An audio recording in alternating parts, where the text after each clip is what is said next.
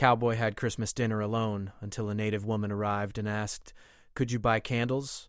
The fire crackled in the hearth as Jonah stood at the small wooden table, eyes still fixed on the woman before him. Tala's arrival had been as sudden as it was strange. She had appeared out of nowhere, knocking on his door without warning. And then, her request, a simple one, yet something Jonah didn't understand. "Could you buy candles?" Jonah's mind raced as he tried to make sense of what she had just said. Candles? On a planet like this, candles were more than a luxury. They were practically a relic of the past. Most people used solar-powered lights or the occasional glow stick if they were fortunate enough to afford them. The idea of buying something as basic as candles seemed so out of place, especially on a night like this. Christmas Eve, a time Jonah had hoped to spend in quiet solitude. Tala didn't seem to notice his confusion. She stood there, as calm as ever, eyes searching his face, waiting for an answer. Jonah's hand tightened around the mug of stale coffee in his grip, the bitter taste filling his mouth, though it had little effect on his thoughts. "Candles?" he repeated slowly. Tala nodded, her long braids swaying with the movement. She wore a faded leather coat patched from years of use, and boots that looked worn but sturdy. A small satchel hung from her side, weathered like everything else about her. There was something in her posture, a quiet resilience, that Jonah found hard to ignore. She took a step closer, her voice soft but firm.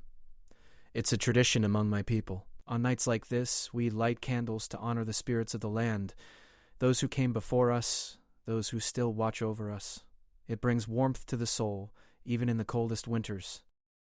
Jonah stared at her for a long moment, the weight of her words settling on him. He had never heard of such a tradition. To him, Christmas had always been about the past, the memories of family long gone. But this? It felt like a window to a different world, a world that he had long since stopped caring to understand. Yet, there was something about Tala's sincerity that made him want to help. He cleared his throat, looking down at the floor before meeting her gaze again. "I don't know if I can get you candles. The nearest town's hours away, and with this storm rolling in, it's going to be a hard ride." Tala smiled slightly, a knowing glimmer in her eyes. "I know. But I've come a long way, and I have no place to go. The least you can do is help me fulfill this small wish." Jonah shifted uncomfortably. He wasn't sure what to make of her request, but something in him couldn't turn her away. She was a stranger, and yet she seemed as if she belonged here, perhaps more so than him, in this cabin so distant from the world. The storm outside was fierce, but something told him that helping her wouldn't be the end of his problems. It would be the beginning of something else entirely. With a reluctant sigh, Jonah nodded. "All right, I'll go. But you'll have to wait for me. It'll take a while." Tala's face brightened, and she reached out, placing a hand on his arm. "Thank you." The touch was unexpected, but it wasn't unwelcome. Jonah had spent so much time alone, so much time avoiding connections with others, that the simple warmth of her hand was enough to stir a strange, forgotten feeling in him. He hadn't been touched in so long, not in any meaningful way. For a moment he almost forgot the weight of the holiday, the empty space at the table where his family should have been. With a grunt, Jonah grabbed his coat and hat, slinging his rifle over his shoulder. He knew the journey would be tough, but there was no backing down now. Tala's simple request had opened something inside him, a feeling he hadn't realized he was missing. The two stepped out into the cold night, and the storm hit them almost immediately. The wind howled, cutting through Jonah's layers of clothing. He adjusted his hat to shield his face from the biting wind, but Tala seemed unfazed. She moved with purpose, her boots crunching the snow beneath her feet. Jonah could see her breath misting in the air, but there was no hesitation in her steps. "Where exactly are we going?" Jonah asked, his voice barely audible over the storm. "Through the pass. It's the quickest way to the town," she replied. "It's not far, but the storm will make it harder." Jonah wasn't sure what to expect from the pass. He had heard rumors about it, dangerous terrain, rock slides, and the occasional wild animal roaming the area.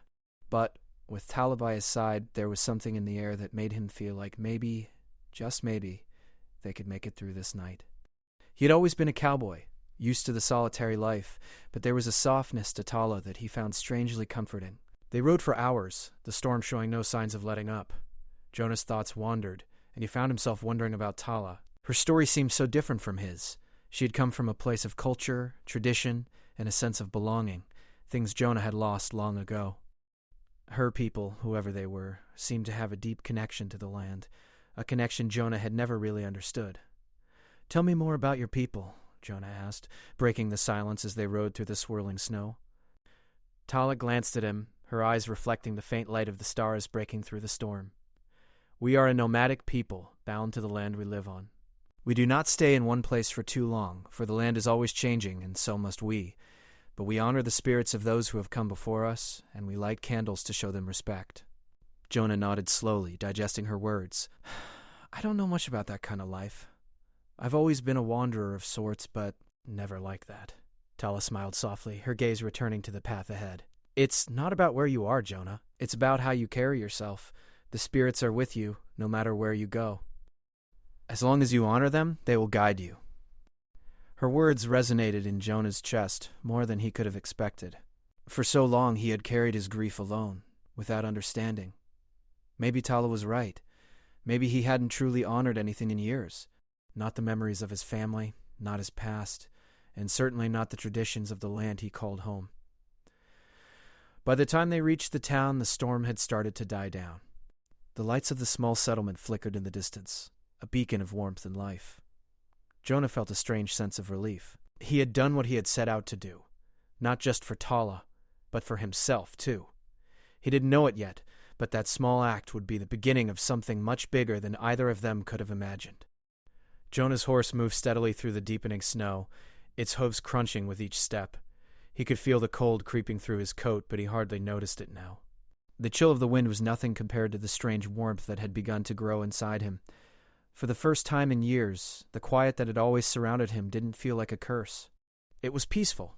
The woman riding beside him, Tala, had a way of making everything seem different, better somehow. The path ahead was barely visible, the snow having covered most of the trail. Still, Jonah's horse knew the way well. He trusted it more than he trusted himself. The storm that had arrived so suddenly was starting to slow, the wind dying down, but the thick blanket of snow was still heavy in the air, and the cold bite of winter lingered. Tala rode with ease, her expression calm and focused. Her presence was a stark contrast to Jonah's own stiff posture. He shifted in his saddle, adjusting his grip on the reins. It wasn't that he didn't trust her. Far from it. But everything about this night felt foreign to him. The last time he had ridden in such a storm, he had been chasing a bounty, with nothing but survival in mind.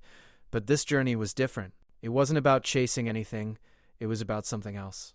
Something Jonah hadn't felt in a long time. Tala glanced over at him, a faint smile on her lips. You're quiet. Usually a man like you has a story to tell. Jonah chuckled softly, but it sounded almost awkward to his own ears. Stories are for people who have a reason to tell them, he replied, his voice gruff. I don't know if I've got any worth sharing. She raised an eyebrow, intrigued. What do you mean? Jonah hesitated, the weight of her question heavy on his chest. His past had been filled with loss, regret, and empty days spent drifting from one place to the next. He wasn't proud of it, and he certainly didn't feel like sharing it with a stranger. But something about Tala made him feel like he could be honest. She didn't push him, though. She just waited, her gaze steady and patient. It's not that I don't have a story, he said slowly, his eyes turning back to the road ahead. I just don't see the point in telling it. Folks don't really care about what's gone wrong. They've got their own things to worry about. Tala nodded, her face thoughtful. I understand. But sometimes sharing our stories helps us remember what matters. Jonah wasn't sure what to make of that. He had always kept to himself, not sharing much about his past with anyone. But Tala's words lingered in his mind, like a distant memory he had forgotten.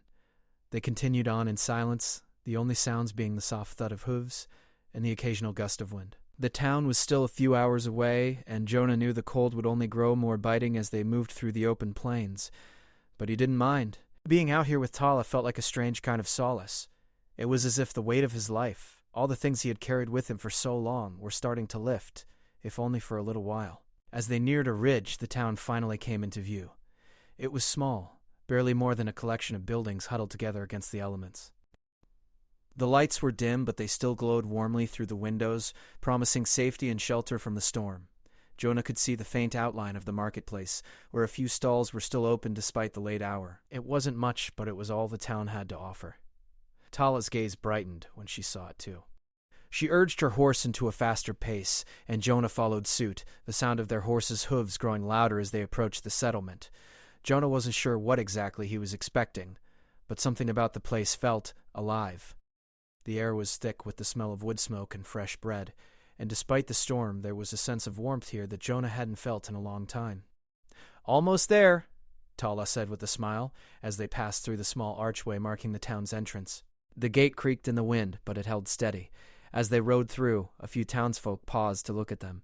Jonah wasn't sure if they recognized Tala, or if it was just the sight of two strangers entering their midst, but they didn't seem hostile. It was a welcoming enough place, all things considered. The marketplace was just ahead, with a handful of vendors still packing up their wares. The town's only store was a simple wooden building, but it seemed to have everything one could need. At least, that was Jonah's hope. Tala nudged her horse forward, her eyes scanning the stalls. "Do you know where to find candles?" Jonah asked, his voice low. He had never had much use for them himself, but if they were what Tala needed, he would find them. Tala nodded toward a stall at the far end of the market. "There. That's where they sell them." Jonah followed her gaze and saw the vendor, a woman in her mid-50s with graying hair and a no-nonsense attitude. The stall was simple, just a few shelves filled with goods, but there were candles on display, some in jars, others wrapped in wax paper. They were small, but they would do the job. They rode over and dismounted in front of the stall. The woman behind the counter didn't look up at first, but when she noticed Tala, her face softened and she greeted her with a warm smile. "Tala, it's good to see you." Tala smiled back, but Jonah noticed the faint hesitation in her movements. "I need some candles," she said simply. The woman nodded, stepping forward and offering a few different types. Jonah's eyes scanned the display. The candles weren't much, just simple, handmade items, but they had a certain charm to them. They weren't just candles. They were symbols of something more, something that had lasted through time. "How many do you need?" the woman asked, her eyes shifting between Jonah and Tala. "Enough for the night," Tala replied. "For a ceremony." Jonah could feel the weight of her words. There was something sacred in what she was asking for, something beyond just lighting a few candles. He could see it in the way Tala treated them, as if they were more than just wax and wick. The vendor handed over a small bundle of candles, and Tala paid her with a few coins. As she took the candles, she gave Jonah a quiet nod, her gratitude clear in her eyes. "We'll take these back," Tala said, turning toward Jonah, "and then we'll light them." Jonah couldn't help but feel a small sense of pride in the act. It wasn't much, but it felt important. They mounted their horses again, the candles safely secured in Tala's pack. The journey back would be long, but Jonah didn't mind. He felt a purpose now, a purpose that had been missing from his life for far too long. The journey back was quieter than before. The storm had fully cleared, leaving behind a sky so clear it seemed as though the stars themselves were watching over the two riders. Jonah couldn't help but glance up at the night sky, the moon casting a soft glow over the snow. The world felt different now, as if the heavy weight of the past was finally starting to lift. Tala rode steadily beside him, her horse moving with an easy rhythm, like she belonged here, like she belonged to the land. Jonah had never felt that kind of connection. The land had always been something he worked on, something he moved across without truly understanding it. But tonight, with Tala, he felt as if there was something more, something deeper in the world than just surviving from day to day. The two of them rode side by side in silence. The only sound, the soft crunch of hooves in the snow and the occasional rustle of the wind. Jonah's thoughts began to drift back to the cabin, to the small, humble space he had called home for so long. The thought of a warm fire, the glow of candles filling the room, and the company of someone else was an unfamiliar comfort. For the first time in years, he found himself looking forward to something. They reached the cabin just as the first rays of dawn began to break over the horizon. The snow reflected the pale light, casting a soft glow over the scene. Jonah's cabin was small, but it was all he had. It had been his refuge for years, and now it would be something more. Tala dismounted first. Walking toward the door, Jonah followed her, his boots crunching in the snow. As he reached for the door, he hesitated for a moment.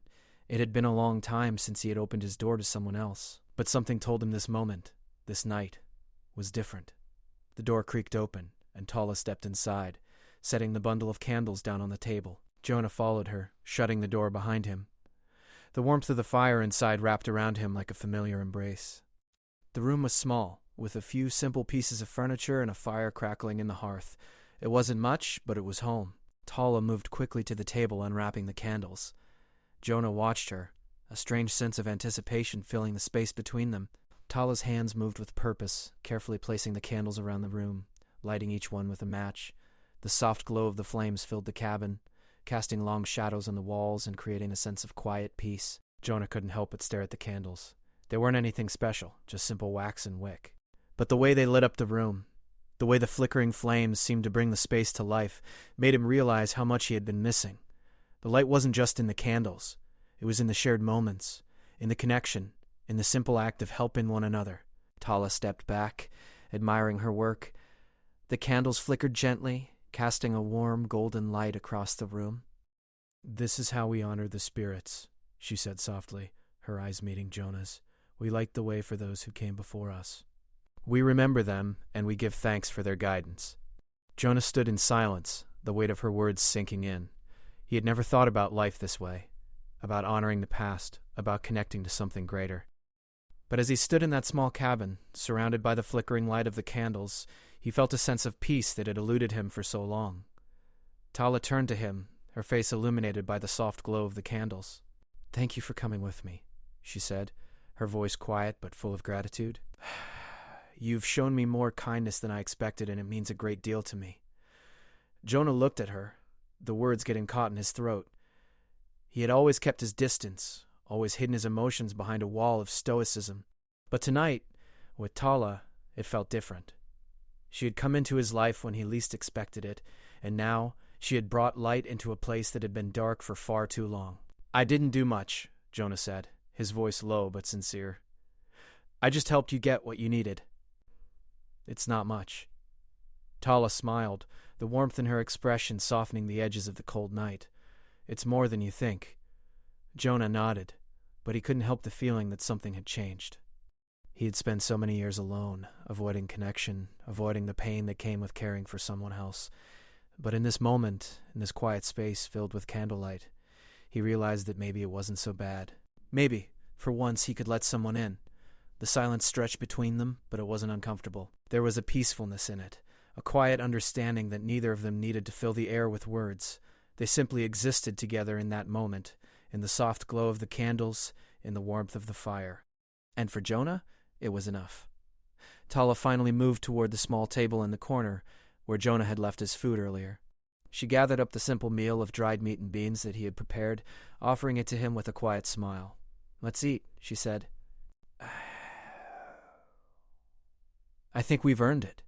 Jonah took the plate, his stomach rumbling at the thought of food. It wasn't much, but after the long ride, the warmth of the fire, and the peacefulness of the night, it felt like a feast. They sat down at the table, eating in comfortable silence. The room was filled with the soft sounds of chewing and the crackling of the fire, and for once Jonah didn't feel the weight of the world on his shoulders. As they finished their meal, Tala looked at Jonah, her eyes reflecting the glow of the candles. "Tomorrow," she said, "we'll continue the journey, but tonight we rest. Tonight we remember." Jonah nodded, feeling the weight of her words settle in his chest. For so long he had been running, from his past, from his grief, from everything he had lost. But tonight, with Tala beside him, he felt like he could finally rest. He could finally stop running. For the first time in a long time, he didn't feel alone. As the candles flickered softly in the room, Jonah allowed himself a small, quiet smile. It wasn't much, but it was enough. He had helped Tala fulfill her tradition, and in doing so, he had found something he hadn't realized he was searching for. In the light of the candles, in the warmth of the fire, and in the company of another person, he had found peace. And that, he realized, was the greatest gift of all.